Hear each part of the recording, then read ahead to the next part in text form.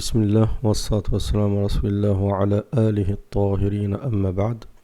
Donc avant de commencer de commenter et de décrypter cette vidéo, je voulais réagir par rapport à la vidéo que j'ai diffusée hier. Donc c'était un short concernant une fille qui était voilée. En fait, elle n'était pas vraiment voilée, elle était semi-voilée, voilée uniquement de la tête et habillée de manière indécente pour le reste du corps, en tout cas pour une musulmane. Et beaucoup, certains, du moins c'est pas la première fois, me reprochent de diffuser une telle vidéo et l'image donc en vignette de cette femme.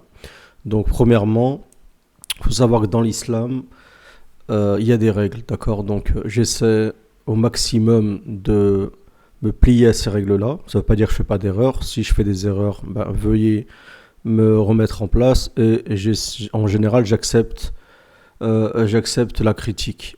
Mais concernant ceci par exemple, les savants ont établi qu'il y a 6 exceptions où il est permis donc de parler sur une personne, d'accord, lorsque par exemple elle fait un acte de dévergondage, un acte de fisq, et la musique est du fisq, de surcroît en public, d'accord. Donc il y a une différence entre la personne qui fait une erreur. Tout le monde fait des erreurs. Il y a des des sœurs qui ont du mal avec le hijab, c'est pas facile, donc elles font de leur maximum, elles font de leur possible, et ça je le comprends et je l'accepte, et qu'Allah Azza wa Jal les aide.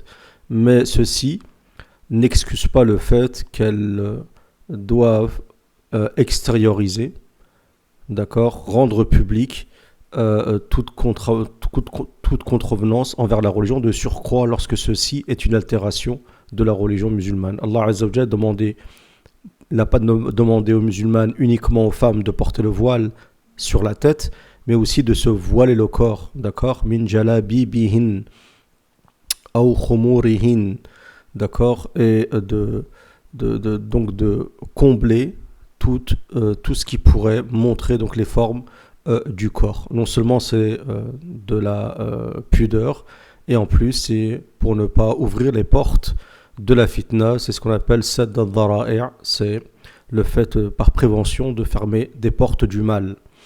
Donc concernant dans l'islam, je ne suis pas en tort. Ensuite, je peux rajouter que cette personne-là portait un masque, d'accord, on ne voyait pas son visage. Ensuite, il y avait une double contrevenance à la religion. Le fait donc qu'elle portait une tenue qui n'était pas adéquate pour une musulmane, en tout cas avec le voile. C'est pas que je suis en train de dire que les personnes n'ont pas le droit de s'habiller de telle et telle manière. Tout le monde est libre. Dans le Coran, Dieu donne même la liberté entre la croyance et le fait de ne pas croire. Celui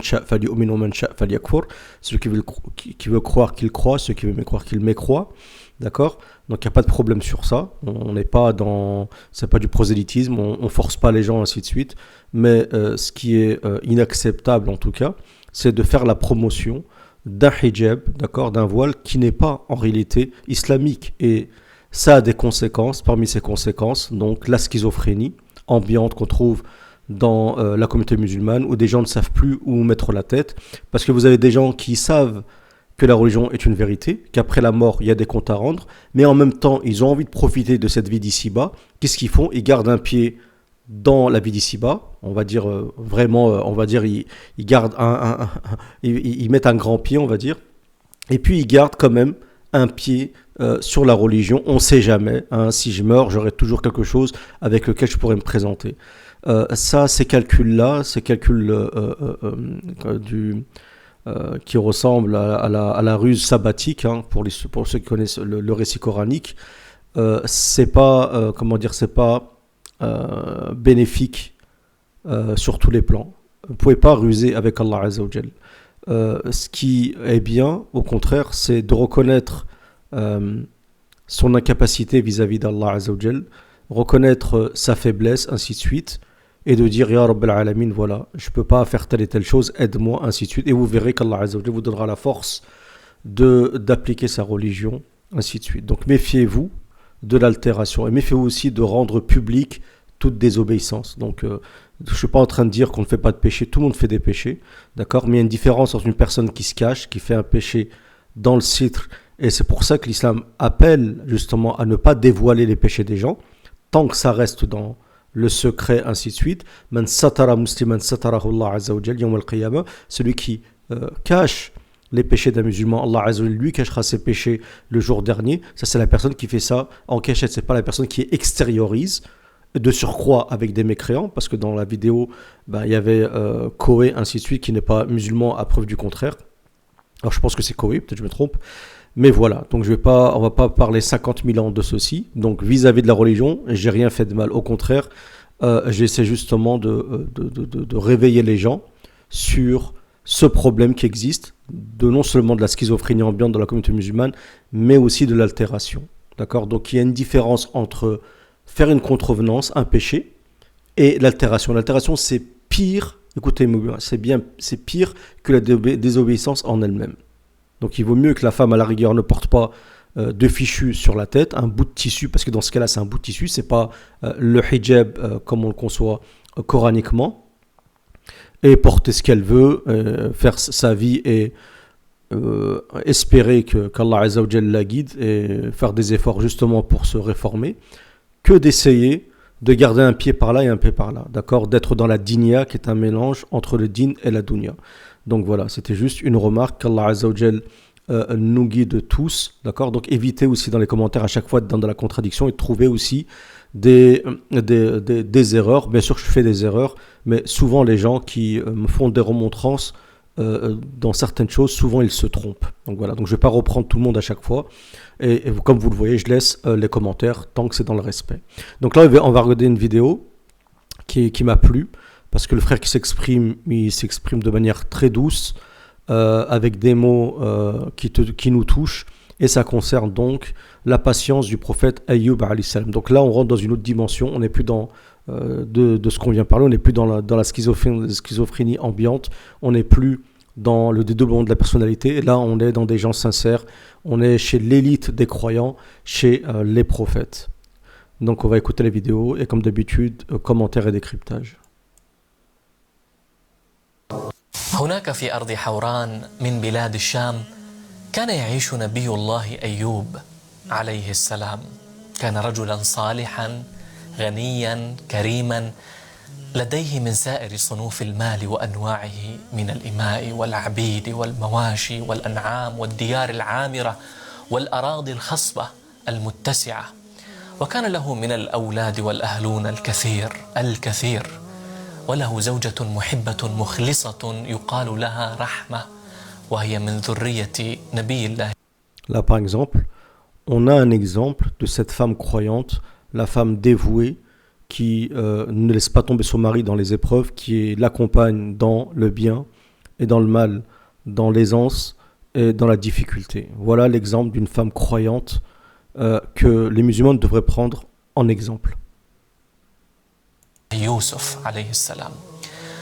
أراد الله أن يجعل من أيوب عليه السلام مثالا للصابرين وأسوة للعابدين فسلب منه ماله وابتلاه بجسده بأنواع البلاء ولم يبق منه عضو سليم سوى قلبه المتصل بالله ولسانه الذي لا يفتر عن ذكر الله وفارقه جميع أهله وخلانه حتى أن له تلاميذ يتلقون منه العلم ضجروا من طول بلائه وراودتهم الظنون بحاله. Là, je voulais réagir parce qu'il y a ce problème qu'on retrouve souvent chez des personnes des fois qui ont des épreuves qui sont très longues, des épreuves qui sont répétitives et qui sont très longues.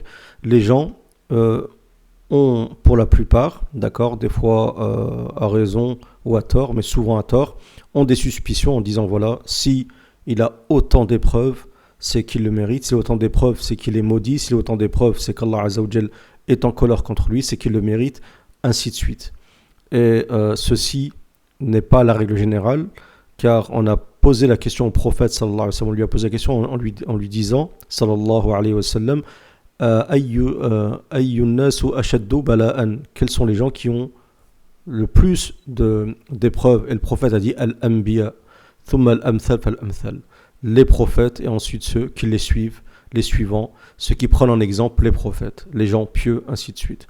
Donc le fait d'avoir beaucoup d'épreuves n'est pas en général une preuve qu'Allah Azza wa Jal est en colère contre vous, que vous êtes éloigné de la miséricorde d'Allah Azza wa Jal, mais au contraire. لما طال مرضه واستبطأوا شفاءه كسروا أقلامهم وحرقوا ما كتبوه عنه وقالوا لو كان لأيوب عند الله منزلة لما ابتلاه بكل هذا البلاء لقد عافه كل جليس واستوحش منه كل أنيس إلا رحمة زوجته التي بقيت معه لا تفارقه تخدمه وتتعهده. مكث أيوب في بلواه 18 18 ans. Subhanallah. سنة صابرا ذاكرا لله عز وجل متبتلا يمضي ليله ونهاره وصباحه ومساءه مستغرقا بذكر ربه. Vous avez des gens aujourd'hui, je suis obligé de couper la vidéo à chaque fois, je suis désolé. Vous avez des gens aujourd'hui qui subissent des épreuves qui peut-être n'excèdent pas une année, et je suis gentil, 6 mois. Certains c'est 3 jours, 4 jours. Et ils s'éloignent de tout, ils s'éloignent de la religion, ils s'éloignent de la pratique de la religion. Ils apostasient, qu'Allah Azza wa Jal nous protège de ceci. Il y en a qui apostasient à cause de l'épreuve, que ce soit une épreuve qui les touche dans leurs biens, dans leur personne, comme maladie, comme la perte d'un proche, ainsi de suite, ou au contraire, une épreuve qui est l'aisance. Il y a des gens, quand ils sont dans l'aisance, quand ils ont de l'argent, quand ils sont bien, eh ben, ils s'écartent de la religion et ils méconnaissent les bienfaits d'Allah Azza wa Jal. Qu'Allah Azza wa Jal nous protège de ceci. عند الله مصابة ولم يبق له من متاع الدنيا شيء حتى الوطاء الذي كان تحته قد بلي وتقطع فكانت امرأته تأتيه بالرماد وتفرشه له. نظر أيوب في شأنه وما حل به فلم يبق عنده طعام ولا شراب ولا صديق ولا رفيق. أظلمت الدنيا في عينيه وضاقت الأرض بما رحبت عليه فخر ساجدا باكيا مستغيثا بربه متضرعا إليه في سجوده يردد دعاءه ربي إني مسني الضر وأنت أرحم الراحمين. Et là donc il invoque Allah Azza wa Jal en disant je suis touché d'un mal. Vous avez un autre verset où Allah Azza wa Jal dans le Coran il dit, où Ayoub dit inni massani ash-shaytanu binusbin wa adab. Satan m'a touché d'une grande fatigue, d'un harassement et d'un châtiment. D'accord? Et ce verset prouve qu'Allah Azza wa Jal peut, lorsqu'il désire éprouver sa créature, donner de manière partielle, d'accord? Quand il s'agit de gens pieux, en tout cas comme Ayoub, de donner le pouvoir à Satan, de pouvoir exercer son mal sur cette personne-là, que ce soit par la possession démoniaque, que ce soit par la sorcellerie, comme c'est arrivé avec le prophète de manière partielle, que ce soit par le waswas. Il y a des gens qui, le waswas, ça va tellement loin que ça peut pousser au suicide ou à la folie, qu'Allah Azza wa Jalla nous protège de tout ceci. Mais c'est un verset du Coran. Inni masani ash-shaytanu binusbin wa adab. Satan s'attaquait au prophète Ayoub alayhi salam. Et malgré ça, il a toujours été patient. Mais là où sa patience a commencé à atteindre des limites, c'est quand son épreuve a commencé à toucher ses proches. C'est là où vraiment, c'est ce qui faisait du mal au prophète Ayoub alayhi salam. فقيل له ارفع رأسك فقد استجيب لك وأوحى الله إليه في مكانه أن اركض برجلك هذا مغتسل بارد وشراب فامتثل لما أمره ربه به فركض برجله الأرض فأنبع الله له عينا باردة الماء فاغتسل وشرب منها فأذهب الله عنه ما كان يجده من الألم والأذى والسقم والمرض الذي كان في جسده وأبدله الله بعد ذلك كله صحة ظاهرة وباطنة. Je voulais réagir par rapport, vous donner des fois quelques petites sagesses, peut-être quelques informations, étant donné que j'étais dans le monde de la ruqya. On voit aussi les bienfaits de l'eau bénite, l'eau bénite dont on récite le Coran et qu'on utilise justement lorsqu'on est dans un cas comme ça où justement on a des maux occultes, on est touché par Satan, que ce soit par une fatigue, un harassement ou des douleurs. Donc il est conseillé de prendre des bains, d'accord, des douches d'eau coranisée. وأكسبه جمالا تاما وألبسه حلة من حلل الجنة ورد الله عليه ما كان له من الأهل والولد والمال وأمطر عليه جرادا من ذهب فتضاعفت ثروته وتكاثر نسله وعادت له مسرته وعاد أحسن مما كان.